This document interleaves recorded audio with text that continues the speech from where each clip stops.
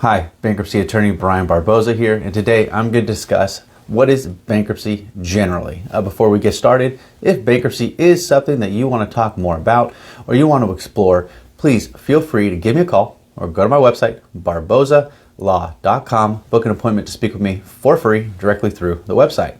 All right, so what is bankruptcy generally?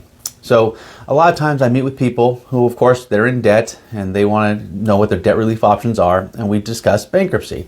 But there's a lot of misinformation and misunderstanding about what bankruptcy is, so I thought this might be a pretty good or relevant topic. So what bankruptcy is generally is you are petitioning a federal court for relief. What that means, just a fancy way of saying that we're going to be filing a case in a United States federal court, federal bankruptcy court, and we're going to be asking that a federal bankruptcy judge issue an order, and that order is going to declare that you are discharged of your debts, at least the kind of debts that you can discharge in a bankruptcy case. So in bankruptcy, many types of debts are dischargeable, but there are certain debts that cannot be discharged in a bankruptcy case. So the end game of most bankruptcies is to get that order of discharge and discharge as much debts as you can legally discharge in a bankruptcy case. Most of the time, most people I meet with, we're talking about credit card debts and medical bills and old utility bills and maybe personal loans and car loans, especially for like car repossessions where they still owe money or they want to get out from under massive car loans, maybe even some old tax debts, things of that nature. However, what debts can be discharged in a bankruptcy case and what debts cannot be discharged in a bankruptcy case can be pretty complicated.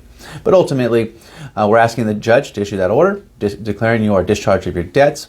There are, however, different types of bankruptcies to get this done. And the different types of bankruptcies are really kind of designed for different situations or different types of debtors. So individuals, people, married couples, they'd be looking to file a Chapter 7 or Chapter 13, or sometimes, in rare instances, a Chapter 11. Chapter 7 is like the fresh start kind of bankruptcy. It's usually pretty quick. There's no repayment plan, but it's also a liquidation bankruptcy, so you have to be very careful because in a Chapter 7, you could potentially lose assets. Whereas a Chapter 13 is a plan of reorganization for people. You're going to be proposing a monthly payment plan at the conclusion of your payment. Usually it's either 36 months or 60 months worth of payments. Whatever debt has not been paid, the remaining debt would be discharged. In Chapter 11, very complicated. It's really more geared towards businesses, but sometimes people who have a massive amount of debt would be looking to do a Chapter 11. So Chapter 7, Chapter 13, Chapter 11 can be for people. A Chapter 7 and a Chapter 11 are for businesses. And there's other bankruptcies. There's a Chapter 12 for a family farmer or fisherman. There's a Chapter 9 for a government agency or a municipality, things of that nature. So there's different types of bankruptcies for different types of debtors and different scenarios.